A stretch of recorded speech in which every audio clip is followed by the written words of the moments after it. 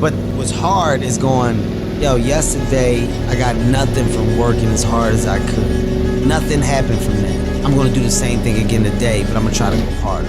That's the hardest thing in the world. To get up every day and give 100% and be in the same position that you were each day, but mentally know that you're trying and trying and trying. That's a real grind. All right, so as you've seen in the previous video, we purchased these fans. So we're gonna try to get these fans stuck on this radiator. I'm gonna kind of just lay them on there tonight and see kind of how they lay out. I wanna go ahead and get the fans mounted on there, and then we can, once we get the fuel stuff in next week, whatever, then we can start working on that and putting that together. So let's get this fan shroud off the radiator that we currently have on here now, and let's lay that guy on here, and let's see how bad it's actually going to be to mount this thing up. So it's looking like it's almost going to be so easy that it's not even fair, which normally never ever happens to me. I don't know about y'all. So on the bottom down here, it looks like we can simply come right here, and in this bottom lip, maybe we will just put a nutsert in the flange of the radiator. That way we can just bolt it down right there. The top, same deal. We can just put a nutsert in our flange right there, and we can bolt that down. Maybe we should just start out just clearancing this a little bit with some snips or something real fast at the house, something that doesn't make no noise, and see if this thing will drop right in, and it'd be good to go. I'm gonna take us some snips. These little guys I have used a bunch. We bought these back when we did the trailer video for cutting the aluminum, and I have used the absolute mess out of these things when you don't want to make a lot of noise, such as right now. So that clears that pretty freaking good. That slides tight to that side, so it sandwiches extremely, extremely well. Good Lord. And I mean, it clears our fitting there. It sets up. It's notched up where it clears the intake. I mean, man, if we welded threaded bongs on this side, you can literally just bolt it right in, but you can't get more simpler than that. All right, so we've drilled our holes, and now we are just going to take our nutserts, and we're going to put our nutserts in here, install them, and we can get this bolted back up. If anybody's new to the channel and you're wondering what's going on with this, or what's going on to this, this is shout out to, I think, pretty sure it was Brown's Radiator Service in Wilmington, North Carolina. This is the wonderful junk repair job that they did on my radiator. The first time, or maybe the second time, first or second time we were trying to get to the dyno, and I accidentally nicked the fins when I was trying to, I think it was the first time when I was trying to do the fan shroud that we built. I messed up one little spot right here, and this is all I needed repaired, was just this one spot. I had one leak from here, and that was it. The fan had touched the radiator, but it was not leaking here. They decided to put this big glob of epoxy here in the center of my radiator, even though there was no leak there. They claimed there was, but I know there wasn't, because I know I'm the one that made that leak, and I made that leak from forcing that fan shroud in here, and when I was sliding it down, it cut through your crossbar, and that's what made the leak. That was not leaking. And then also they claimed that this weld around the top was leaking, and so they also smeared epoxy all over that weld, even though that was also not leaking. We had no issues besides what I damaged. So if anybody's wondering about the epoxy globs, we did not do that. That is, again, the wonderful work of Brown's Radiator Repair Service in Wilmington, North Carolina. Let's get these nutserts put in here and put this thing back in here. Here fits in there. Fans went on it amazing, so the fans will fit good now, and we shouldn't have to take off really any pipe to be able to service our belt system now. So we'll be pulling the radiator back out, obviously build the fuel pump and everything, and it's not gonna be tight, but you can see how much room we got sticking out the end of the thing. We got fitted in there. This weekend we also have to figure out, we got to get our new pipe made. This is going to be a really tight bend going this way. I almost wish this thing was flipped the other way where it angled upwards, but this intake does not do that. You could always, I see people that have like the air to water inside, turn the whole thing around and drill through the firewall and everything. We're not doing that, or the cowls on the Fox body. Our intake is actually below that pinch weld. So our cowl panel is actually up high, so it would literally be going into the driver's compartment. We're not gonna do that. We will get us a tight bend and get that figured out and still fit the blow-off valves in here somehow. All right, so we are draining the X85L out of the car. So I got my setup pretty simple. It's on a valve on and off that drains the whole tank. There still should be a little bit left right down in here, but that pretty much drops all of the fuel out of the tank really quick. If you're new to the channel, you've probably never seen under here. We've got dual Magnafuel 750s. So we got one over here, 2-12s, I think they are, or 10s. Can't remember now. Maybe 10s. No, not like 12s. I'm not sure. His duals out the bottom. Each one feeds its own pump. So we got dual pumps. Then they come around, they wire into a filter, and then they shoot up to the front on this main line. And then the return line goes up inside the car. So we're gonna drop these dual 750s out of here and get these things listed for sale, being we won't need them no more. And we've got to get the wiring pulled up out of here, and we've got to get prepared to make some changes back here. All right, we're gonna get some work done. So I worked last night, as you just seen, and I got the fuel dropped out of the car. So it's so freaking hot here, guys, that like it is miserable. Letting the AC cool this place down. I walked in the shop, or the garage, home garage. A minute ago, it's 81 degrees in here, which is way nicer than probably at work, but it's still hot to be working on the race car. So I dropped the AC down to 71. Let this cool off. We dropped the fuel out last night because, as y'all know, fuel stinks. It's strong. And so I don't want to do that with the AC system on in a closed up garage. You never should be breathing that stuff in a closed environment like that. So that's the reason why I worked on it last night outside, so that, or with the garage doors open, so that we could get it all out. So we got both of the fuel pumps taken out. So here is both of the 750s. This one was on its own bracket, and then this one was mounted underneath the car. Here's the Y bracket. Started pulling the fuel lines out and everything. I guess on this video, we're going to go ahead and touch real fast on where we're going with this.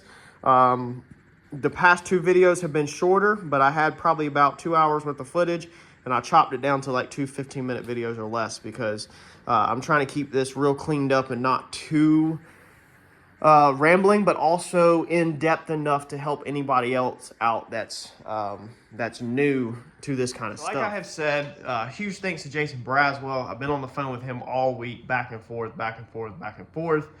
And then Turbo John finally got back from his vacation yesterday, and I had texted him, and I was like, hope you had a good vacation.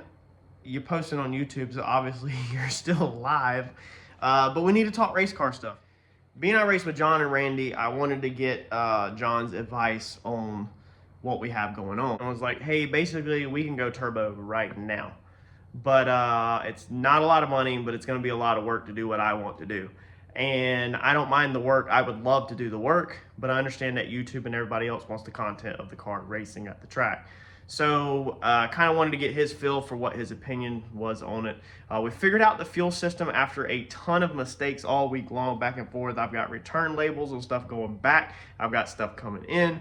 All kinds of stuff has been all over the place. So we went back and forth all week about the fuel system and what we need. So cable drive, as we showed in the car, it clearly is just not going to fit in the car. It's just not going to happen unless we change to turbo. So that's the reason why I kind of reached out to John, and I was like, hey, we could fix this whole cable drive ordeal by simply just going ahead and putting turbo on it, but it's not so much simply. Turbo is only $1,500, not a ton of work.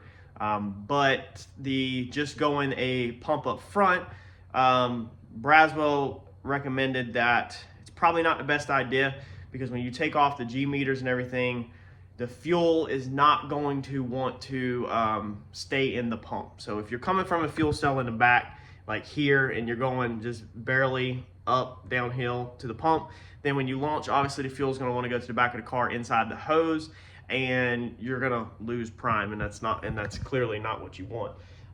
So then Braswell was like, well, you could do a surge tank. So basically we keep the 15-gallon tank that we have in the front, and then we place a 3-gallon fuel tank up, or 15-gallon in the rear. We place a 3-gallon tank up front, and then we keep one of our MagnaFuel 750s, and we keep the 3-gallon fuel, and then the mechanical pump drinks off of the 3-gallon surge tank. And so whenever you take off, it's going to drain that 3-gallon tank, but then your 750s are immediately going to pump it right back up where you have the fuel always there. So the mechanical fuel pump is always drinking the fuel at whatever pace it wants to. And then you got this little buffer zone of 3-gallon that's going up and down, but it's big enough that it's never draining it all the way down. And then the 15-gallon has time to refill the 3-gallon before the 3-gallon is needed again. That's the long story short of how the surge tank works. That would have worked perfect. So I needed to call Alky Diggers back. I put in an order. We were all set up for the mechanical pump, and once that comes in, we will then at that time go over what we got versus just reading a list now. We'll unbox everything and go over. And I was like, hey, got to change my order again. I apologize, but I got messed up. We have to have cable drive. I'm probably just gonna switch the whole car over to turbo and say screw it. And I was like, I need cable drive, or I need to do a surge tank. I was like, the pump that we ordered, can I, if I want to, switch this over to cable drive on the backside? He was like, absolutely, no issue. He was like, but what is your setup and what issues are you having? Shout out to Alky Diggers. If you've never dealt with Alky Diggers and you're trying to figure out mechanical fuel systems and all that, I highly recommend Alky Diggers. Just like I highly recommend TKM if you don't know what you're doing and you want a good setup. These are the places that I have found that are extremely friendly. They're understanding of us new guys to this stuff, and they are willing to go above and beyond and help you out. The guy I was working with up there even gave me his cell number because I needed to shoot pictures and they weren't coming through emails, and they're going above and beyond to do some pretty cool stuff that we will go over when it comes in. But he said, man, personal experience, I've got race cars. I've had race cars my whole life. He was like, if you've got 15-gallon cell in the trunk and you can get that thing as high as you possibly can, and you put the fuel pump up front and you can get that fuel pump as low as you possibly can, and you'll feed this thing with a -16 line, he was like, yeah, you should be good to go. He's like, that is a ton of volume. I don't care what anybody says. He said, that is a ridiculous amount of volume. And he was like, you should be perfectly fine. He was like, you should be able to put the thing on the back bumper and be perfectly fine. He personally had a car that he fed off of double 12s. So if you take the fuel cell, if you already got -12 bungs in there, you can run double 12 lines all the way to the pump where it's wide into the pump, and you're running the double 12s just as volume. So it's not, don't get wrapped up with the size of the line necessarily. He was explaining it's the volume. It's just the amount of fluid that is there, the amount of fuel that's there. That's all you want. So there's just tons of fuel there, and it's not just this little feed line. So what we're doing is we'll go over everything more in depth when it comes in, but we are about to start work in the rear of the car now. So what we're gonna do back here is, if you jump back a couple months, we were having an issue with the no prep stuff. We couldn't really get weight in here all that great. So this is our current setup, and we couldn't, we did our mounts here where our weight bolts down, but we had a lot of stuff in the way, and we don't really have excellent floor structure. This floor and this setup in here was not laid out with no prep in mind at all. Like this setup was not laid out with no prep in mind. And so we need to go back in here and work again, which y'all knew. If you have been watching the channel, y'all already knew that we would be making some changes in here and moving some stuff around. We already moved the fire bottle up there last time, and now we need to come in here and make some more changes to get it so we can get the weight in here, and we need to get this fuel cell up as high as possible. So all this is wasted space. So we basically need to lift this thing up. This cap is going to be buried underneath here, so we need to put a cap in here. We'll cut this and put a cap in here. We've got to do some work to the bottom of the fuel cell to switch that over to a single 16, and then we're going to go ahead and make sure we've got everything else positioned in the most efficient way possible to allow us a ton of room to add weight and to add and take away weight and that kind of deal, whatever we need. This is our puke tank if you're new to the channel and you just found us. So this comes off of the valve covers up front in case you blow a head gasket or whatever. And a lot of fluids need to be pushed through the valve covers fast so they don't hit the track, so it don't overflow. It goes to here. Our radiator also ties into here. So every double overflow pretty much ties into here. The radiator has its own overflow up front in the fender, a small normal overflow, but this is like the big boy if stuff goes wrong. So this thing should never see any fluid. If there's any fluid in here, we have issues. But we need to keep that to be considerate of other people and make sure that we have somewhere for our fluids to go if we do have an issue. Our transcooler, if you recall, we moved it a little. It's back here. We want to relocate it where it's more user-friendly. And then, of course, we have our battery. We also have all of our fuel pump wiring back here that is no longer going to be needed, and our secondary fuel pump wiring. So all that stuff kind of needs to be changed up and gone through. So we have a decent amount of work to do back here to make changes to make this thing where it's ready to go. So that's what we're doing, setting ourselves up. So let's get at it.